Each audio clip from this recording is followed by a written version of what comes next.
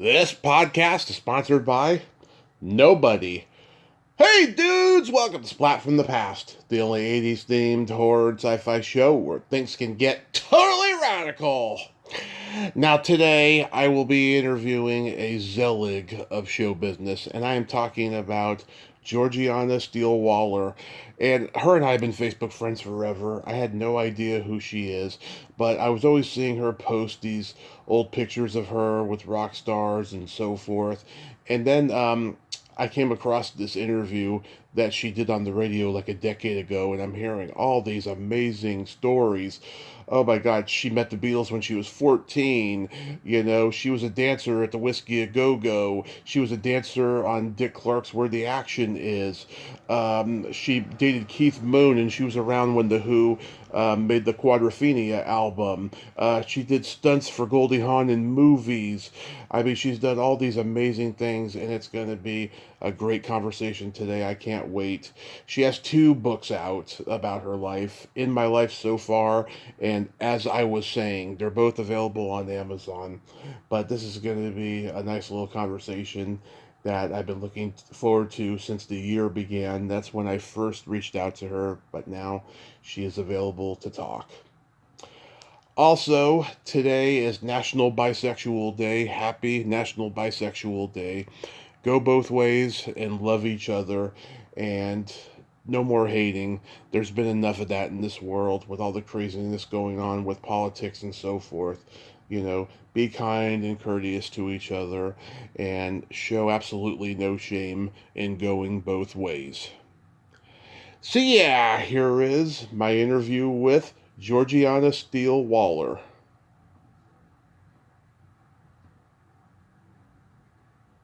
Hey, Georgiana, welcome to the show. How are you today? Okay, how are you doing? I am fantastic. Wow, we've been Facebook friends for a long time. This is such a great honor. Thank you so much for coming on today. Oh, no problem. So, going back in time, I know that you came from a showbiz family. By the way, what were your parents' names and what did they do? They were both actors. My mother's stage name was Mildred Shea. Hmm. My father's name is Jeffrey Steele. Wow. And they were in, Dad was in Casablanca and Mom was in The Women, and so all that era. Oh, I have Casablanca. I should watch it and find him. Yeah, I haven't read your books yet, so there was no mentioning of their names on the internet, because after a while I thought to myself, maybe she's related to George the Animal Steele. No, they don't have any relations left, actually. Yeah. So how old were you when your parents moved you from England to LA? 4. 4. So you were there practically your whole life. Yes, and then I went back to England when I was 19. Hmm. Were they did they have like a lot of like iconic movie star friends that they hung out with? Oh, yes, they were always having parties, and I grew up with the likes of Boris Karloff and Bob Cummings, and all the actors and their kids would just, come by, and I hung out with the older people. Did you know Boris's daughter Sarah?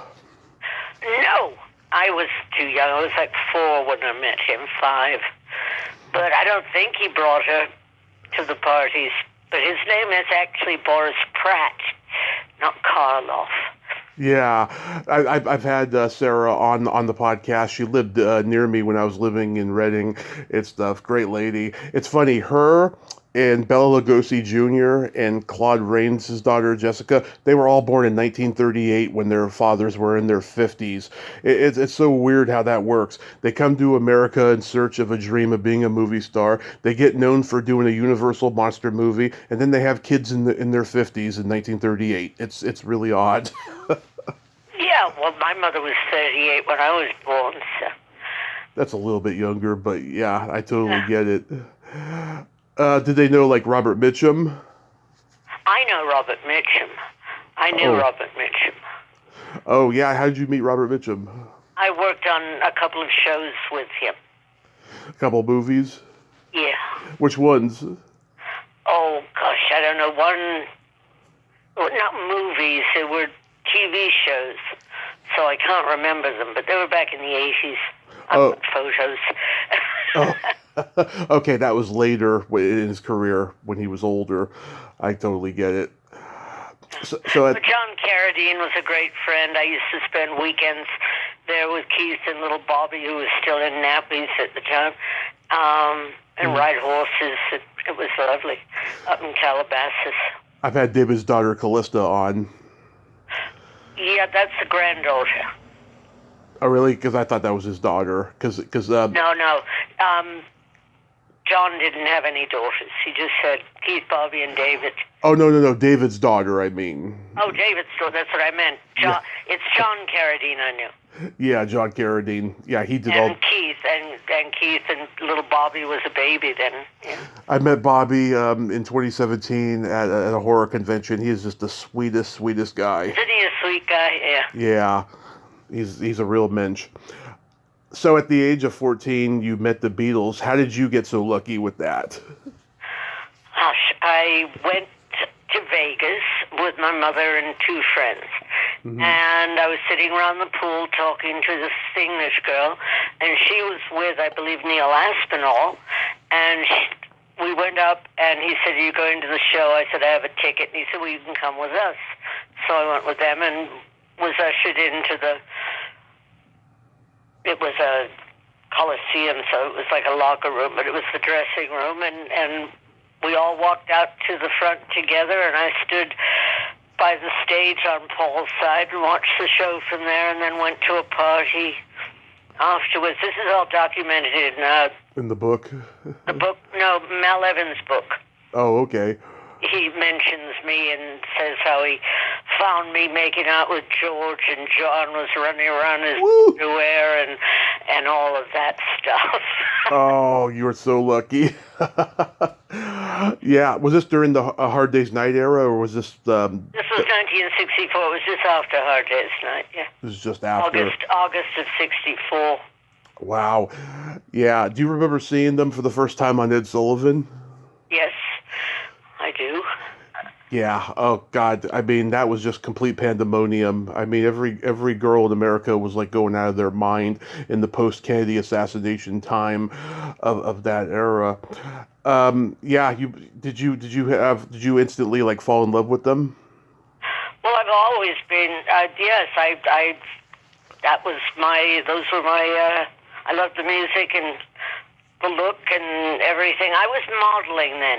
Mm-hmm. So I was already in the scene where, it was sort of edging up to equal status. Not that I was as big as the Beatles, but we were all in the same entertainment field. And I was a teenage model, and yeah, people that way. Did you remain in touch with them after that? With Paul. Because Paul and Gordon were good friends, so yeah, so that works. Yeah. Yeah, his stepmom and sister have a podcast on YouTube that I watch sometimes, and it's very entertaining. They just talk to like everybody who ever knew Paul and the Beatles and all of that stuff. Yeah. Well, I just always thought of them as, friends, as equals. It's weird. Because I'd had that basis, I suppose, with all the Hollywood actors around the house and everything, that fame just didn't affect me very much. That's good. Yeah, John's death, oh my God, that was just so awful. Have you read Lori Kay's book? No. Yeah, it's a great book where she talks about interviewing him before his death, and she feels guilty about it because Chapman did follow her, and she saw him, and she wishes she could have reported him or did something about it. No, you can't. Survivor's guilt doesn't work, Yeah, that was during a different time when there was no internet and no cameras everywhere and stuff. It was a completely different time. Tell me about it. I'm going to be 75 in a couple of months. I think Paul and Ringo will drop dead on the stage because that's their love, that's their calling in life. Yeah, well, let's hope it doesn't happen anytime soon. No, no. I'm pushing that they're going to make it to 100 each. I hope so. It would be great. So when you were you modeling in L.A.? Yeah, I modeled. I was a regular on Teen Magazine and 17 and all the department store ads in the papers and some fashion shows.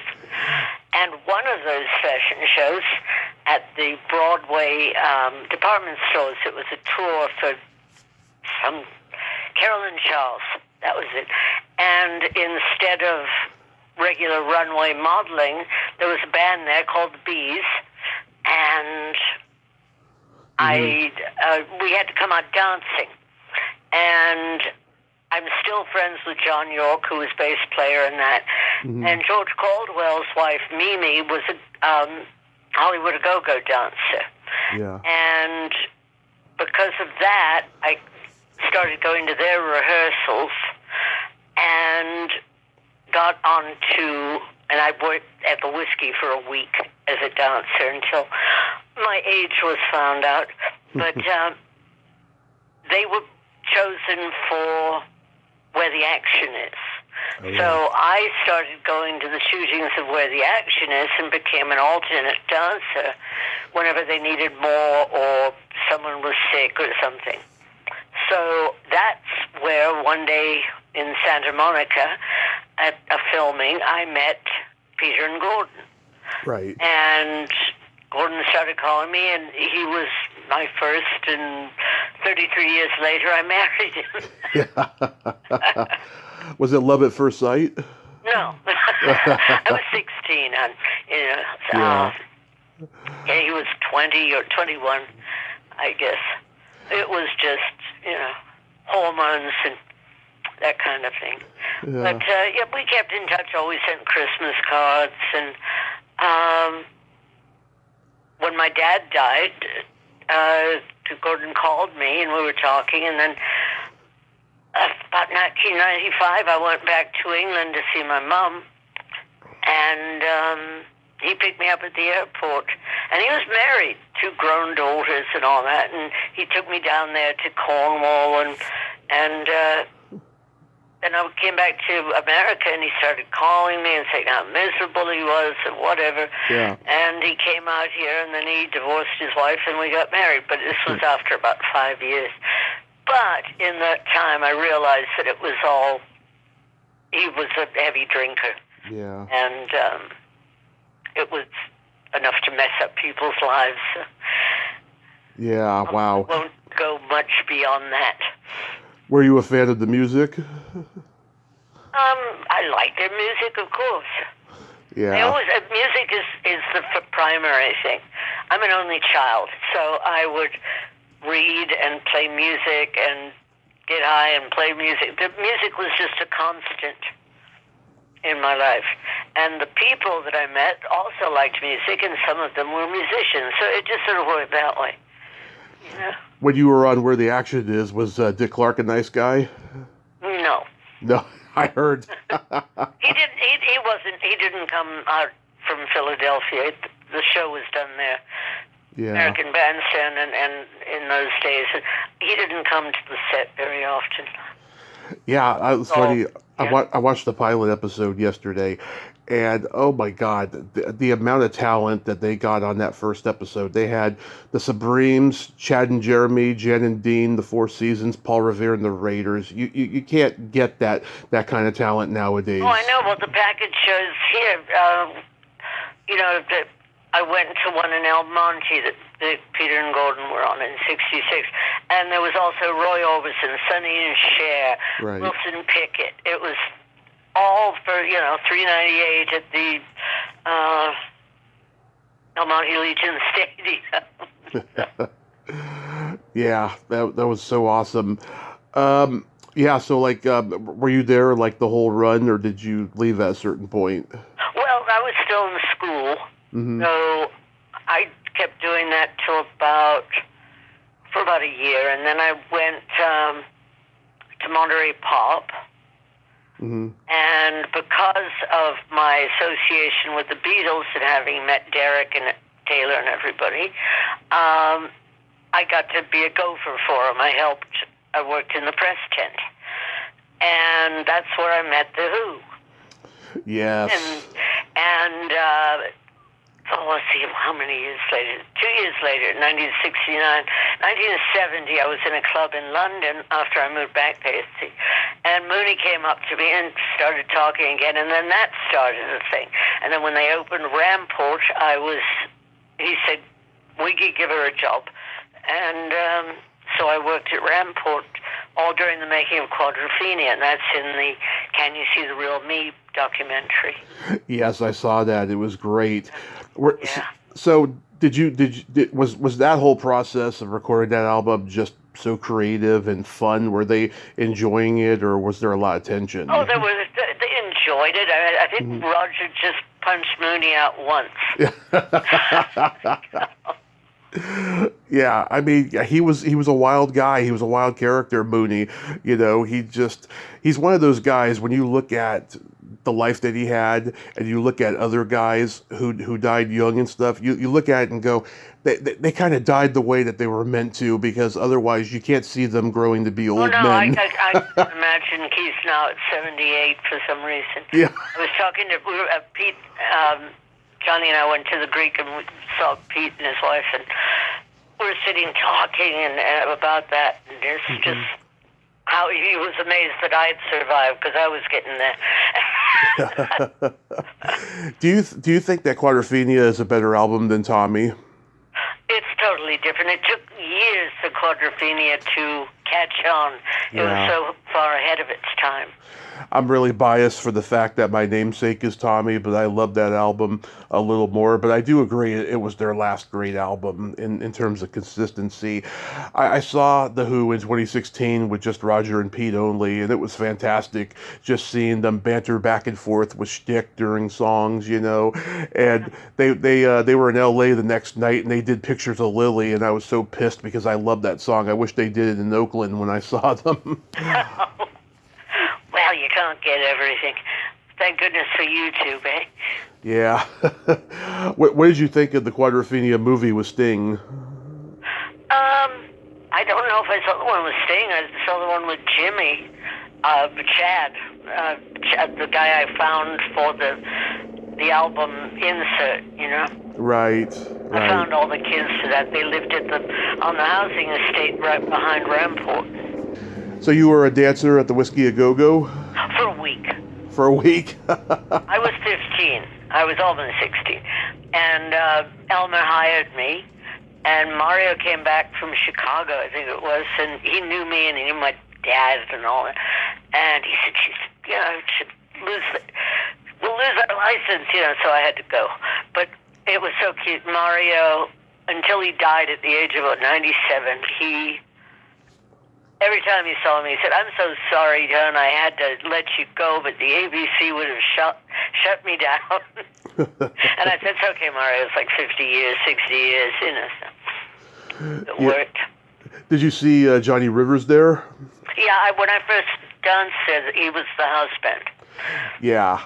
People. That week I was there, Johnny was the house band there. Yeah, people don't realize, you know, he made that place, you know, in the beginning, and like he pioneered the live album there. He did like 4 or 5 of them, and that was unheard of then. You know, I think the Kingston Trio started live albums in folk music, but Johnny Rivers, as far as rock and roll, he was like probably the first one.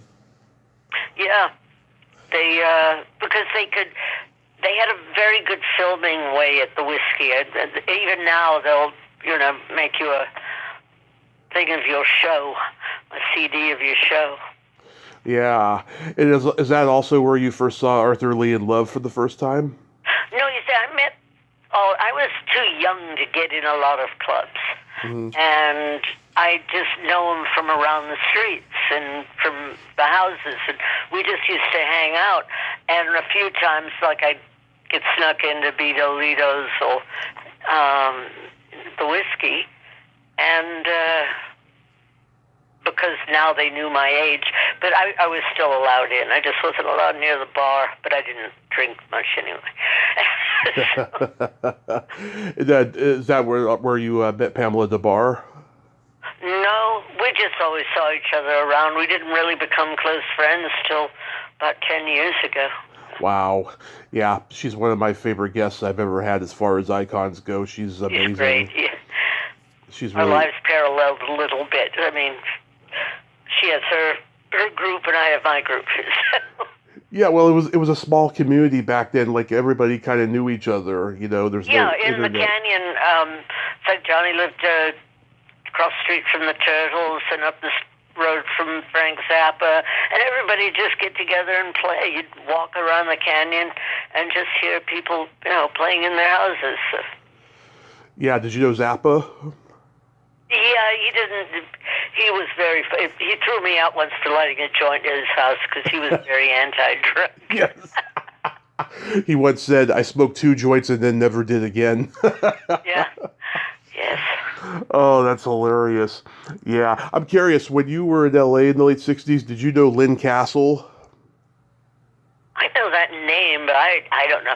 There are so many people that I know their faces, but I never knew their names. They had a nickname, and usually never knew their last names.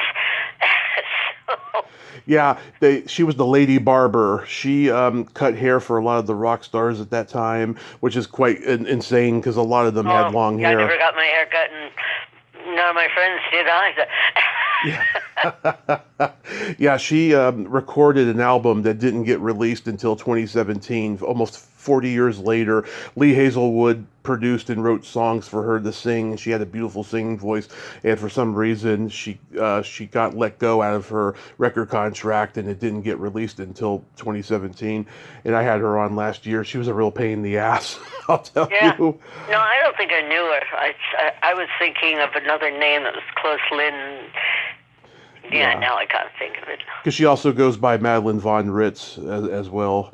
No, doesn't sound like anyone that would be part of my clique. Did you ever hang out at Vampira's Antique Shop? No. Yeah. I don't know where I hung out. I hung out at the Eating Fair for a while, but I didn't hang out. You'd go somewhere. It's like if you went to the Canyon store and stood out on the balcony there looking at Laurel Canyon, you'd probably see 6 or 7 people driving by, and they'd all honk, and it's that kind of thing. That's you'd go there to find out where people were. This was before pagers and cell phones and all of that. You'd have to go hang out like out on the wall at the Hamburger Hamlet on the strip. Oh, the famous Hamburger Hamlet. So many famous people went there. Yeah, but it's we used to not go in. We'd sit on the wall outside on the sidewalk. And we'd sit on the wall in front of Hamburger Hamlet. It was a gathering place. Oh, that's so awesome. You lived in San Francisco for a while, right? Yeah, right after Monterey Pop. Okay, how long were you there for? Oh, 3 months. Not long. Not long. Did you go to... I never stayed anywhere too long. I like moving around, I've been in this house now 43 years, but before that I'd never lived anywhere more than 8 years. And usually more like, in England, you move every year. You get a new lease somewhere. Yeah. Did you hang out at all the Bill Graham venues? I went to some of them. I didn't hang out, like I said. I didn't hang out. I went, if I was invited to a show, I'd go to the Fillmore. Yeah, did you see the Grateful Dead? Yeah, I saw the Dead. I wasn't that crazy about them back then. It was mainly because of their following, I think. It was just kind of messy. Yeah, they had their Deadheads, and they were always bootlegging their concerts and stuff. Yeah. It was crazy. Crazy old world, crazy old business, Janis Joplin and Big Brother and the Holding Company, they were around. Well, Janis lived next door to Johnny at the Landmark. So. Oh, I didn't know that. Yeah. Jefferson Airplane. Landmark was a hotel that only people in the entertainment industry would stay there. And though he had a house up in Laurel Canyon, he had a place there too, just to get away from it all. But it was like the Ice Capades would stay there, and this one and that one, and Janice lived in the apartment next to Johnny. Wow. Yeah, I heard she had very low self-esteem and she didn't hold herself in high regard at all. Oh, yeah, I mean, Johnny said she didn't wash, and, Oh, that's awful. They were both into heroin back then, but she was really sloppy. I know, even in her Dick Cavett appearances, she looks very sweaty. Yeah, poor Janice. She was so talented, though. Yeah, like my dad, he was at Frampton Comes Alive, and he saw Jefferson. He saw Jefferson Airplane in '66. Neil Diamond opened, and he got booed off the stage for not being rock and roll. Funny. Yeah, that would happen back then. I mean, like at Monterey, I was standing up in the wings on the left-hand side, over by where Jimmy was when he set fire to his guitar, and before that, the Who had put cherry bombs in the amps, and they went up. That was a crazy time. And there was so much LSD around. We were all tripping all the time. So. Yeah, what are any particular things you can remember from Monterey Pop? If anything. I remember there was so much purple Owsley acid. I think it got dropped from a helicopter, and it was ground into the dirt under your feet. Everybody was getting high. Yeah. Any particular bands that stand out that you really enjoyed when you were there? Otis. Otis Redding. Yeah, and of course Hendrix, the Who. All of them were good. The Association opened it, and Along Comes Mary, and then it just went on and on. It was lovely. And Chip Monk was the master of ceremonies? Yeah. Yeah. And Henry Diltz, he was there, I think, taking pictures. Oh, yeah, Henry's always been around. He's a fixture. I know. I've tried reaching out to him, but he hasn't responded yet. But, yeah, he's pretty legendary. He was over in England when we were there recently, so he was doing something, following someone around. Oh, yeah? Yeah, taking pictures. Did you get to go to Altamont or Woodstock? No, neither. I was on a ship going back to England during Woodstock, and Altamont, I was in England, so it didn't happen. And I wouldn't have gone there. I know people that went there. Mercy went there, and I could have got killed. I interviewed the cameraman who was there, who became a filmmaker, Gary Weiss. He said, "Yeah, I know Gary. Yeah, I haven't met him, yeah." Yeah, he wasn't affected by the bikers because he grew up in Brooklyn or whatever. There's bikers all over the place in those days, Yeah, well, you mix speed and acid and have an attitude of a biker. It's not a good mix, No. They killed that poor kid, So. I have an uncle who hung out with the Hells Angels, and he was killed ultimately because he owed them money or something like that.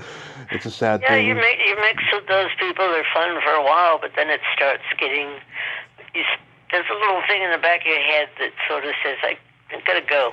It was like I knew the Manson people. And so in '69 I left, and by the time the ship got to Southampton, the headlines were all about the Kate LaBianca murders.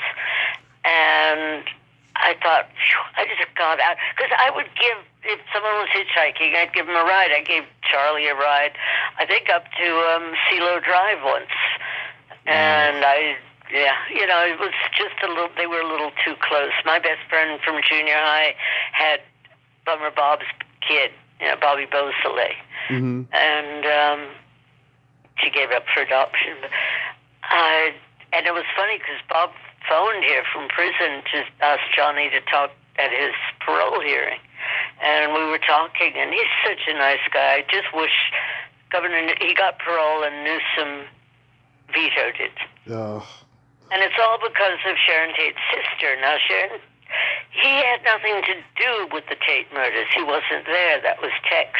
Mm-hmm. Bobby Beausoleil killed Gary Heineman, but he's been in, since 1972 or something. He's 78 years old. He's had a lung removed. They should let him out now. Yeah. You know, he talks about how he does not believe how, as a 23-year-old kid, he got wrangled into following Manson's orders. Because, you know, he played in Love before Brian McLean. Oh, yeah. He was the guitar player. And Johnny always thinks, well, if we hadn't let him go, maybe he wouldn't have gone to Manson, you know. Yeah, I've interviewed Brian's sister, Miriam McKee from Lone Justice. I didn't even know that they were related until our interview, which I thought was interesting. Yeah. Did you know the stuntman Gary Kent? Sounds familiar. I was a stunt woman in films. I started on Roadhouse. Oh, I know. In 88, yeah.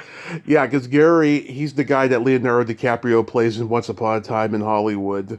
And I had him on here during the pandemic, and he told me, you know, he went step by step of having that confrontation with Manson and punching him and stuff. And You know, Manson was a weaselly little guy. I mean, he was shorter than me. He was I could have blown him over in those days. Yeah. I just knocked him down.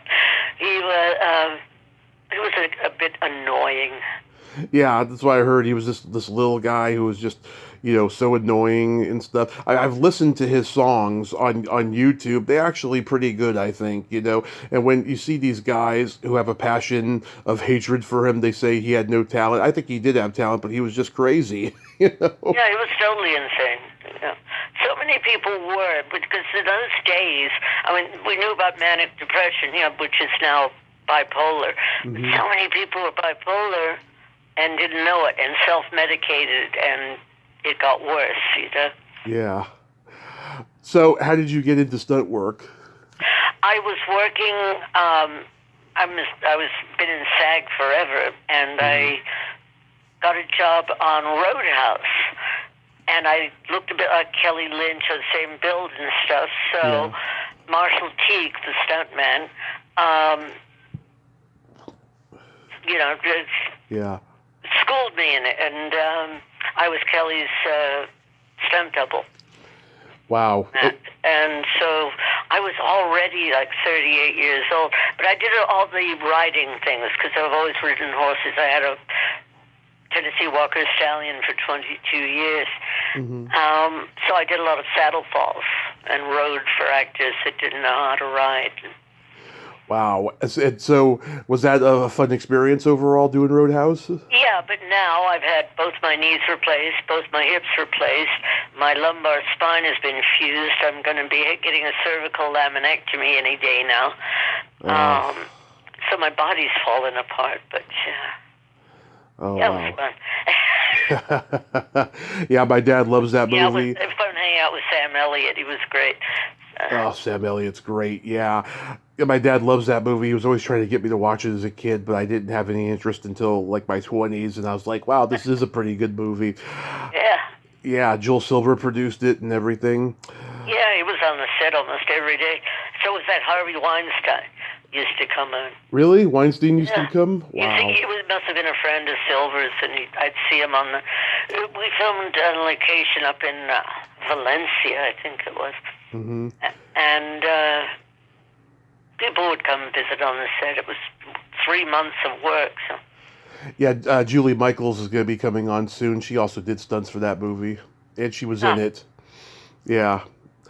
So I listened to a previous interview you did on the radio a decade ago, and you mentioned you also did stunts for Goldie Hawn. I was her body double. Okay. In the stunts, I was her body double on that, on Deceived and a couple of other films. Are there any movies that you acted in? Because you said you got into SAG early, right? Yeah, I got a SAG and AFTRA because of the modeling thing. And let's see. I think I ended up on the cutting room floor, but mainly I liked second team work. Mm-hmm. You know, stunts, so the stand-ins, and not having to actually act. I mean, to remember lines and stuff like that. Yeah, but were you like in Henry Jaglom movies or something like that? No, I only worked, SAG-approved things and... Yeah, but nothing really stands out that you can think of. Nothing I can think of, sir. It's early for me. I thought some reason that you were going to call me at 7 o'clock tonight because it was 11 o'clock. You said your time. Yeah, I thought it was going to be 7 o'clock your time and 11 o'clock my time. No, I'm in L.A., so... I'm in California, too. I'm in California, too. I'm in Modesto, yeah. There's a lot of confusion there. So, what do you got going on these days? Oh, just touring with Love and going, the gigs. We just came off a month in the UK, going from Inverness in Scotland down to the tip of Cornwall. So we covered England pretty well. And been back now, since mid-August. Mm-hmm. So about ready to unpack. Live out of a suitcase for a while, Yeah. What are your favorite places to tour? England's great. Anywhere's pretty good. We haven't toured that much in America. We're just California. Mm-hmm. And that's good. Is Love more popular in Europe than in the States? Oh, yeah. I mean, they're sold out, like the London O2 Arena, I think that holds 4,300, and we've packed it. So... That's so awesome. That documentary I was thinking about, it wasn't the Who Quadrophenia one, because that came out in 2012. That was the one of Johnny in the UK is what I was thinking of. Johnny in the UK. What you mean his documentary? Yeah. His documentary, yes. Yes. Well, that's Love Story. Mm-hmm. What's the status of that? Is it coming out or? Yeah, there's something coming out. I could ask. Something coming out. Yes, there's a thing coming out in March of 2025. They isolated Arthur's voice over a lot of songs and have redone it like the Beatles did with John. Right. And so that's coming out in March. Good AI song. Of like 6 songs, an EP. Yeah, who's singing these days? Rusty Squeezebox. He used to sing for Arthur when Arthur was incapable, and he sounds just like Arthur. Nice. That song 7 and 7 was so subversive and so awesome when it came out and stuff. I've heard people cover it, like Alice Cooper did a good version of it in the early 80s. Yeah, Robert Plant did it as well. Robert came to see us a couple of times. Oh, yeah. On the road in England. He loves Love. He loves Love. Yeah. So Robert Plant came in, and then the next he came to Birmingham, and then he came to Milton Keynes and brought friends and hung out with us a while. It was fun. Since you love marijuana so much, have you ever thought about having your own cannabis products? No. No? It's not love it. It's just something I've been doing since I was like 15, 16. So. Yeah. Wow. Tommy Chong, man, he's got his own cottage industry of marijuana products. And when I had him on a few years ago, we talked about it and stuff. He's got edibles and gummies and all that stuff. Yeah, but you've got to have money to start those sort of things, Yeah. Seed money, so to speak. Yeah, seed money. So it's time to play my secret silly game. This is a series of silly slumber party questions. It's no win or lose, it's just pure fun. And how the game works, Georgiana, is I ask you the question, you answer it, then you ask me that exact same question and I answer it. And feel free to comment on the answers because they might be funny. Okay, because I'm pretty funny at times. Okay. Georgiana, are you ticklish? No. Okay. Are you ticklish, Tom? Oh yes. If you tickle me without warning, though, I might hit you in the groin. Well, I won't. I'm not a tickler. Is your belly button an innie or an outie? An innie. Is your belly button an innie or an outie? It is also an innie. Good. We're tidy doctors. Yeah. What color are your toenails painted? Blue. Nice. What color are your toenails painted? They are faded pink right now. I need to get a new color. Yeah, I have a gel thing, so I do Oh, gel manicures. I love the gel ones. Those are pretty. Yeah. What would you say is your best personality trait? Honesty. You are a very honest person. Yeah. What's your best personality trait? Being that I'm a Gemini, I have empathy and I have no filter. Being that I'm a Capricorn, Edgar Allan Poe all the way. You're a raven. First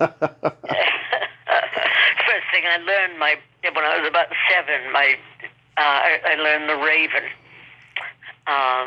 by heart, and I used to do that. That was my party piece. Yeah. That's a great story. If you could have anything named after you, what would it be? A strain of dope. I'm not surprised. Yeah. And what would you like named after you? A vibrator. Oh, goodness. I'd call it the Tommy Chatsy. And then my favorite question, is there a stinky smell that just makes you gag? Milk. Bad milk? Yeah. Yeah, that's What makes you gag? either farts or feet. Oh, well, everybody's got both of those, gas and feet. Yeah. People with kids tell me, though, it doesn't faze them. They're used to it. Ew. So your books, In My Life So Far, and as I was saying, are available on Amazon. Anywhere else? Yeah, Lulu. Because I Lulu. publish them through Lulu Press. So, Lulu.com will find them. Wonderful. Georgiana, thank you so much for coming on today. I hope your surgery goes very well for you. Me too. Because my neck hurts. And the next run on the tour is fun for you both. Be safe. See you on Facebook. See you on Facebook, Tommy. Thanks for calling. My pleasure. Bye-bye. Bye-bye. Well, there you have it. Georgiana Steele-Waller. Ain't she a sweetheart? Oh my God, what a great lady, and fun too. And I'm so glad we could talk today. Yep, she loves her marijuana. That's why I said, why don't you have a distillery or something? Well, until next time, this is Tommy Throwback Kovac saying there's no shame in living in the past because the present sucks. Later, dudes.